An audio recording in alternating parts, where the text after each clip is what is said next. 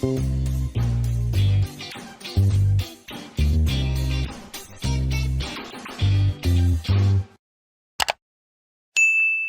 நான் உங்கள் Shabdina. Welcome back to Shabdina's kitchen. எல்லாரும் எப்படி இருக்கீங்க? நல்லா இருக்கீங்களா? இனி நம்ம கிச்சனில் பார்க்கும்போது கோதுமை பணியாரம், அதுக்கப்புறம் அருமையான கேசரி. இப்போ இந்த ரெசிபிக்கெலாம் தேவையான பொருட்கள் பார்த்தலாமா?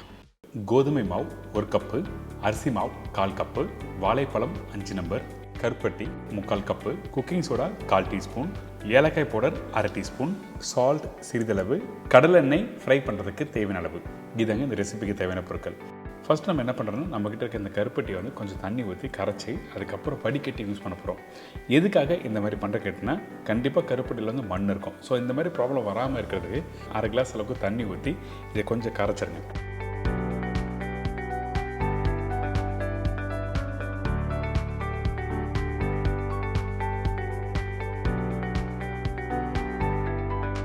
இந்த மாதிரி மெல்ட் ஆன பிறகு நம்ம என்ன பண்ணுறோம், டேரெக்டாக வடிகட்டி யூஸ் பண்ண போகிறோம். சர்க்கரைக்கு பதிலாக இந்த மாதிரி கருப்பட்டி வெல்லம் நீங்கள் யூஸ் பண்ணால் உடம்புக்கு நல்லது, ரொம்ப ஹெல்த்தி. அந்த காலத்தில் முன்னோர்கள் எல்லாருமே டீ, காஃபி, மற்ற பலகாரம் எல்லாமே இந்த கருப்பட்டி யூஸ் பண்ணி தான் பண்ணியிருக்காங்க. ஆனால் நாளாக கருப்பட்டி நீங்கள் விட்டாச்சு. அதனால தான் நான் திருப்பி நிறைய ரெசிபி கருப்பட்டி வச்சு பண்ண ஆரம்பிச்சிருக்கேன்.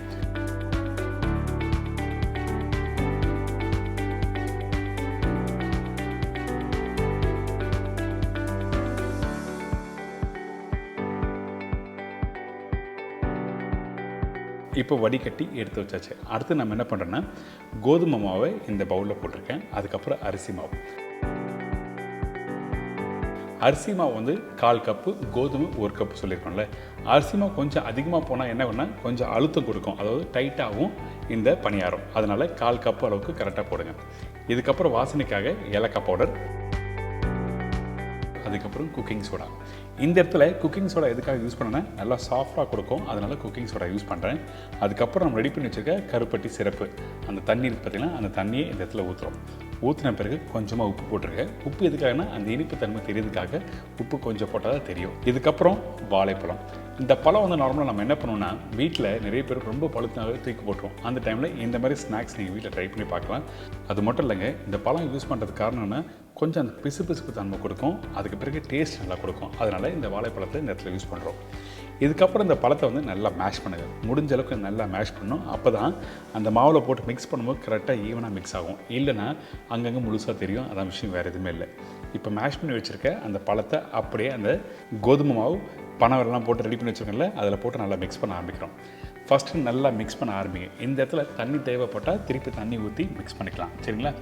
எடுத்த உடனே தண்ணி அதிகமாக யூஸ் பண்ணக்கூடாது.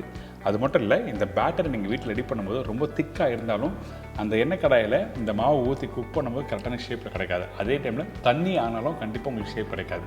இதான் விஷயம். அதனால் எந்த அளவுக்கு கரெக்டாக மிக்ஸ் பண்ணுற சொல்லி கொஞ்சம் கவனமாக கவனிங்க.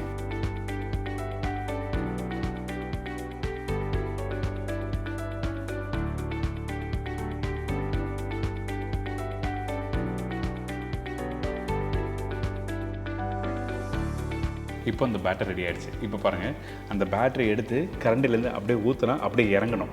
ரொம்ப கெட்டியாக இருந்தால் கண்டிப்பாக ஷேப் கிடைக்காது. அதனால தான் இந்த மாதிரி பக்குவத்தில் இறங்குற அளவுக்கு நீங்கள் மாவு மிக்ஸ் பண்ணி எடுத்துக்கணும். இதுக்கப்புறம் எண்ணெய் கடாய் சூடாக இருக்குது. இதுக்கப்புறம் இந்த இடத்துல கவனிக்க வேண்டிய விஷயம் என்னன்னா, முக்கியமான விஷயம், நீங்கள் அந்த கரண்டியில் மாவு எடுத்து ஊற்றுறீங்க பார்த்தீங்களா, ஊற்றும் போது எப்படி ஊற்றுறீங்கன்னா, மெதுவாக அப்படியே இருக்கணும். உடனே சாய்ச்சிட்டு நீங்கள் எடுக்கக்கூடாது. அப்படி எடுத்திங்கன்னா உங்களுக்கு கரெக்டான ஷேப் கொடுக்காது. அதுக்கப்புறம் இந்த பணியார மாவு எண்ணெய் கடாயில் ஊற்றின பிறகு அதுவே தானாக எலும்பி வரும். அதுக்கு பிறகு கொஞ்சம் வேகட்டுன்னு சொல்லி விடுங்க. உடனே திருப்பி நான் என்ன பண்ணேன்னா, அந்த உள்ளே வேகாத மாவு வெளியே வந்துடும். அதாவது இந்த மாதிரி வந்தால் மேல் பகுதி கரெக்டாக இருக்கும், கீழ் பகுதி கரெக்டான சைஸில் கிடைக்காது. அதனால தான் நம்ம என்ன பண்ணுறோம்னா, இந்த மாதிரி திருப்ப கூட சொல்கிறேன். அடுத்தது ரெடி பண்ணுறேன் பாருங்கள் ப்ராப்பராக.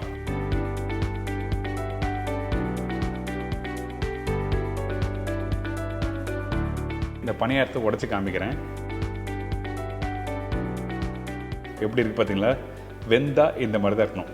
இப்போ நம்ம என்ன பண்ணுறோம், ஒரு கரண்டி மாவு எடுத்து அப்படியே பொறுமையாக சாய்க்கிறோம். சாய்ச்ச பிறகு நம்ம என்ன பண்ணுறோன்னா, திருப்பி இன்னொரு பணியாரம் ஊற்றுறோன்னா அந்த இடத்துல ஸ்பேஸ் இருந்தால் மட்டும்தான் நீங்கள் இன்னொன்று ஊற்ற முடியும். உங்களுக்கு காமிக்கிறேன். இதுவே கொஞ்சம் குழி கடாய் பெருசாக இருந்ததுன்னா நீங்கள் யூஸ் பண்ணலாம். இப்போ பார்த்தீங்கன்னா, இப்போ பணியாரத்தை ஒன்று திருப்பிட்டேன். இன்னொரு பணியாரம் வந்துட்டு இருக்கு பார்த்தீங்களா? இந்த பணியாரம் பார்த்தீங்கன்னா உடனே திருப்பினா அந்த வேகாத மாவு என்ன ஆகுன்னா பின்பகுதியிலேருந்து வெளியே வந்துடும். அதனால் கொஞ்சம் வேகிட்டன்னு சொல்லிட்டு அதுக்கப்புறம் திருப்பினீங்கன்னா இந்த மாதிரி ஷேப் 2 சைட்லையும் கரெக்டாக வரும். அதே டைமில் இந்த பணியாரம் வேகும் போது அறுப்பட ஃப்ளேம் வந்து ஹை ஃப்ளேம் இருக்கக்கூடாது, மீடியமான ஃப்ளேம் வச்சு வேக வைக்கணும். அப்போ தான் கோதுமை மாவு யூஸ் பண்ணுற இடத்துல கரெக்டாக வெந்து வரும்.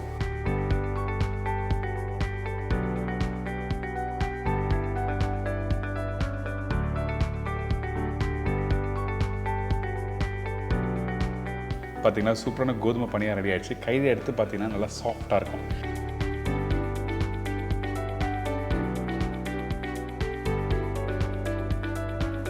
இந்த பணியாரம் எப்படி ரெடி பண்ணுறது உங்களுக்கு தெரிஞ்சுக்கும். இது தொடர்ந்து பைனாப்பிள் கேசரிக்கு தேவையான பொருட்கள்: ரவை 250 கிராம், சர்க்கரை 200 கிராம், முந்திரி பருப்பு தேவையான அளவு, காய்ந்த திராட்சை தேவையான அளவு, பொடிசை நறுக்கிய பைனாப்பிள் 1 பவுல், மஞ்சத்தூள் சிறிதளவு, ஏலக்காய் பவுடர் சிறிதளவு, pineapple essence few drops, salt சிறிதளவு, கெட்டியான நெய் 5லேருந்து 6 டேபிள் ஸ்பூன். இதுதாங்க இந்த ரெசிபிக்கு தேவையான பொருட்கள். இந்த பைனாப்பிள் கேசரி பண்ணுறதுக்கு ஃபஸ்ட்டு நம்ம என்ன பண்ணுறோன்னா, நல்லா அகலமான ஒரு கடாய் எடுத்துக்கோங்க. அந்த கடாயில் 2லேருந்து 3 டேபிள் ஸ்பூன் நெய் போடுறோம். அந்த நெய் போட்ட பிறகு முந்திரி பருப்பு தேவையான அளவுக்கு போட்டுங்க.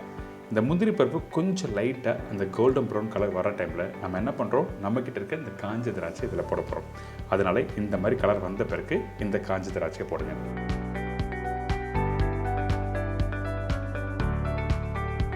இந்த திராட்சை போட்ட பிறகு லைட்டாக வதங்கி வர டைமில் நம்மக்கிட்ட இருக்க இந்த மஞ்சத்தூள் போட்டிருக்கோம். இந்த மஞ்சத்தூள் போடும்போது உங்களோட அடுப்பு வந்து ரொம்ப ஸ்லோ ஃப்ளேம் இருக்கணும். நெய் சூடாக இருந்தால் மஞ்சத்தூள் தீஞ்சி போகிறதுக்கு வாய்ப்பு இருக்குது. அதனால் ஸ்லோ ஃப்ளேம் வச்சு மஞ்சத்தூள் போட்டுருங்க. அதுக்கு பிறகு நம்மக்கிட்ட இருக்க ரவை, இந்த ரவை போட்ட பிறகு நல்லா மிக்ஸ் பண்ண ஆரம்பிங்க. மீடியமான ஃப்ளேம் வச்சு வறுக்க ஆரம்பிக்கணும். அதே டைமில் பார்த்தீங்கன்னா நல்லா எல்லோஷ் கலர் உங்களுக்கு வந்திருக்கும். நிறைய பேருக்கு வீட்டில் கலர் பவுடர் யூஸ் பண்ணாமல் என்ன பண்ணலாம்னு சொல்லிட்டு கேட்டிங்க. நம்ம சேனல் ஆல்ரெடி சாஃப்ரான், அதாவது குங்குமப்பூ வச்சு பண்ணுறது எப்படி வச்சு சொல்லி கொடுத்தேன். இப்போது இந்த இடத்துல மஞ்சத்தூள் யூஸ் பண்ணி எப்படி பண்ணுறது சொல்லி எல்லாருக்கும் புரிஞ்சிருக்கும். கண்டிப்பாக ட்ரை பண்ணி பாருங்கள்.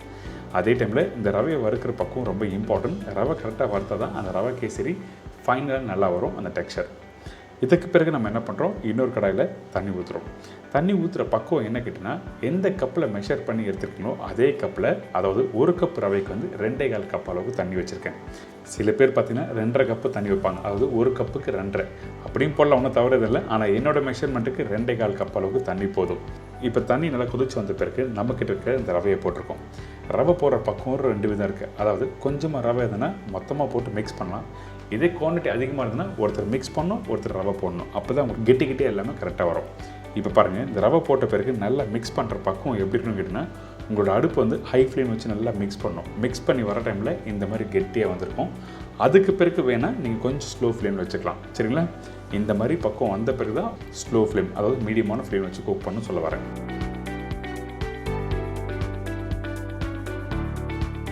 இப்போ நல்லா கெட்டியாக வந்திருக்கா. இதுக்கு பிறகு நம்ம சக்கரை போடுறோம்.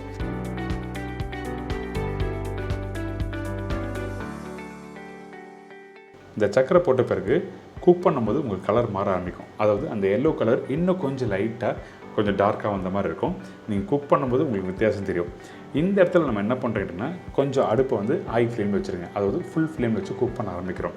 ஏங்கிட்டனா அந்த சக்கரை குக் பண்ணோம்ல, இந்த சக்கரை குக் பண்ணும்போது என்ன பண்ண டைலூட் ஆகும், கொஞ்சம் லூஸ் ஆகும். அதுக்கு பிறகு கெட்டியாக ஆரம்பிக்கும்.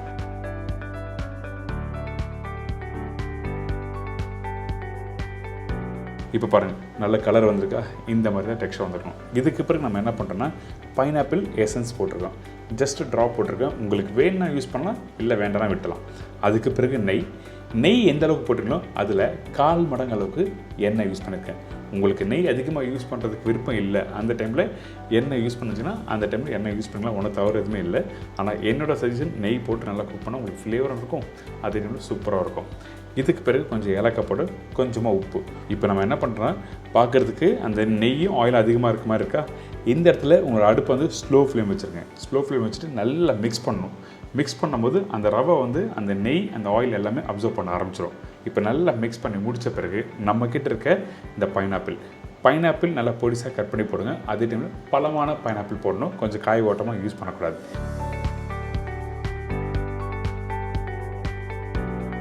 கடைசியாக பைனாப்பிளை போட்டு நல்லா மிக்ஸ் பண்ணி எடுத்திங்கன்னா ஒரு அருமையான பைனாப்பிள் கேசரி ரெடி.